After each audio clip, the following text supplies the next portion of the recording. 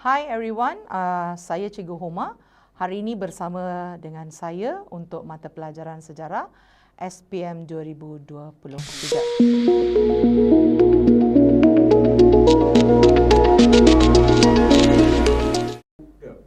Hello, welcome back. So, kali ini siri ketiga Cikgu nak bercakap ataupun bersambung semula daripada cerita yang tidak berkesudahan pada hari tersebut, di mana kita nak tengok dua lagi teknik menjawab soalan esei, iaitu soalan stimulus dan juga kita nak tengok kepada soalan kebat. Alright, so kita tengok dulu soalan stimulus. Stimulus ini adalah teknik baru yang digunakan dalam pentaksiran ataupun penilaian untuk pelajar-pelajar tingkatan 4 dan 5, di mana bahan sokongan diberikan kepada pelajar dan daripada bahan sokongan tersebut pelajar boleh mendapat maklumat untuk menjawab soalan. Alright. So, soalan yang cikgu bawa kepada hari ini, satu peristiwa yang menjadi titik hitam dalam sejarah Malaysia, rusuhan antara kaum. Ini menjadi cabaran kepada pembentukan Malaysia pada awal pembentukan Malaysia, di mana 13 Mei 1969 betul-betul sejarah hitam dalam Malaysia yang kita semua kena faham supaya kita tidak mengulangi semula apa yang terjadi. Mengukuhkan perpaduan. Kita tengok soalan tersebut. Dalam maklumat berikut berkaitan dengan rusuhan antara kaum, angka korban, cedera, hilang dan ditahan, ada yang kenderaan musnah, kerosakan harta benda awam telah diberikan sebagai maklumat kepada kita. Okey, so soalan tanya, keharmonian antara kaum di negara kita dipelihara bagi membentuk sebuah negara yang aman dan makmur, berikan kesan peristiwa tragedi 13 Mei 1969. So dia kata kesan. Kesan means impact pada masa tersebut. Dan impact itu telah ditunjukkan dalam maklumat yang diberikan sebenarnya. So angka korban, cedera, hilang, ditahan, kemusnahan ataupun kerosakan harta benda awam menunjukkan adalah antara kesan yang ada terjadi semasa peristiwa 13 Mei. So mungkin kita tak baca pun tentang tragedi hubungan antara kaum. Dan kita ada 4 markah yang kita boleh dapat daripada rujukan kepada stimulasi tersebut, maklumat yang diberikan. Itu maksudnya bahan itu menyediakan maklumat. So jangan giwak, cuba menjawab soalan yang diberikan kepada anda.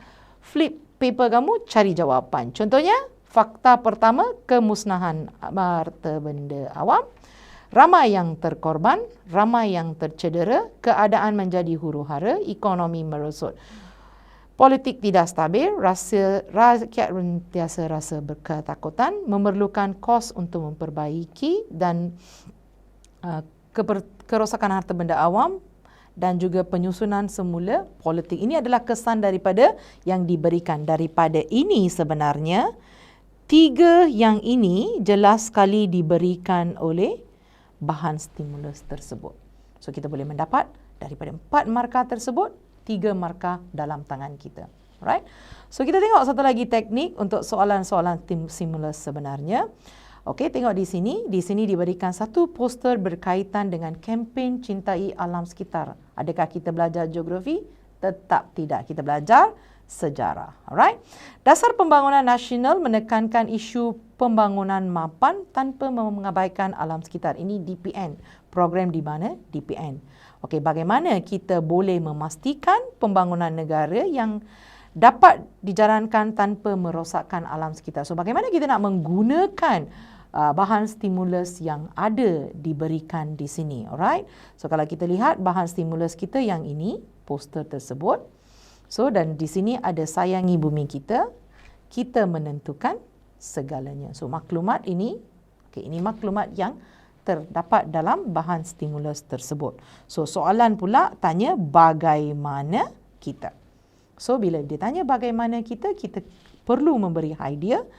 Kita ambil daripada maklumat yang diberikan, Iaitu kalau dilihat di sini, kita boleh memastikan pembangunan negara dapat dijalankan tanpa merosakkan alam sekitar dengan menggunakan sumber tenaga yang boleh diperbarui seperti tenaga biomas. Yang ini mungkin kalian belajar daripada sains anda. So ini sebenarnya elemen yang disebut, kita bukan belajar di sejarah saja, tetapi dalam mata pelajaran lain yang boleh memberi sokongan kepada idea kita, penjanaan pemikiran kita. Okay. Selain itu, kerajaan mendidik rakyat melalui kempen Cintai Alam Sekitar. Ini contoh kempen Cintai Alam Sekitar yang disediakan dalam bahan rangsangan tersebut. Tambahan lagi, rakyat tidak menggunakan bahan plastik. Ini yang kita biasa guna. Pergi membeli belah di kedai, kita tidak dibekalkan dengan plastik. Ini yang kita amalkan seharian demi melindungi alam sekitar. Kempen tanpa straw.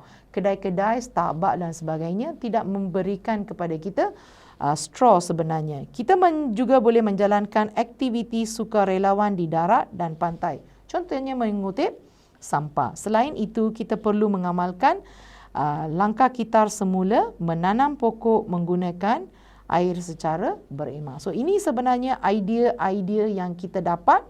At least satu idea adalah diperuntukkan daripada poster yang kita sediakan di sini. So maklumat ini boleh memberi kepada kita. Alright. So kalau kita nak tengok bahan rangsangan ini, kalau kita boleh menjana idea daripada sini. So bagaimana kita nak melindungi idea daripada sini? Mengelakkan penggunaan kenderaan. Okey, sebab kenderaan membebaskan karbon monoksida. So boleh merosakkan alam sekitar. So that is how bahan rangsangan tersebut, stimulus tersebut memberi maklumat kepada kita. Alright. So yang seterusnya bahan stimulus juga, baca maklumat yang terdapat dalam petikan. Kalau kita lihat semula, kita ada berbentuk kenyataan, berbentuk poster ataupun gambar.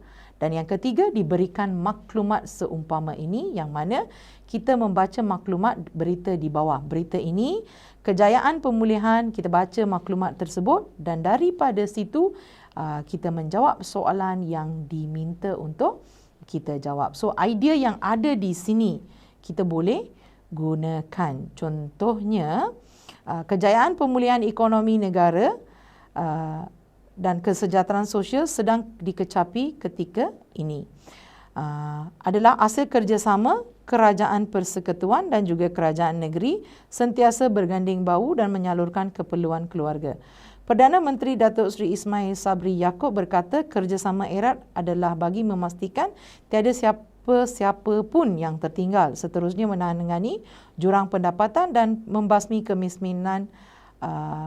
Pandemik COVID-19 telah membawa impak yang besar kepada kehidupan seharian keluarga Malaysia dan kerajaan tidak pernah halpa dengan menyediakan bantuan segi kewangan maupun peluang pekerjaan katakan.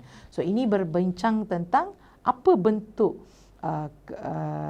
kerjasama antara kerajaan persekutuan. Kepentingan kita bekerjasama antara kerajaan persekutuan dan kerajaan negeri. So ini adalah satu lagi topik selain daripada topik yang kita bincangkan tadi. Ini adalah topik yang seterusnya yang anda perlu beri perhatian, iaitu sistem persekutuan di Malaysia. So isu-isu untuk sistem persekutuan ini sesuatu topik ini adalah sangat penting, terutama sekali dalam era pasca kemerdekaan. Pada kebanyakan masa kita sebenarnya dikuasai oleh satu jenis kerajaan saja di semua Malaysia, tetapi kini sebenarnya ada negeri dikuasai oleh parti-parti yang berbeza. So kerjasama antara kerajaan negeri dan kerjasama antara kerajaan persekutuan menjadi sesuatu yang sangat penting agar pembangunan negara kita menjadi sesuatu yang stabil.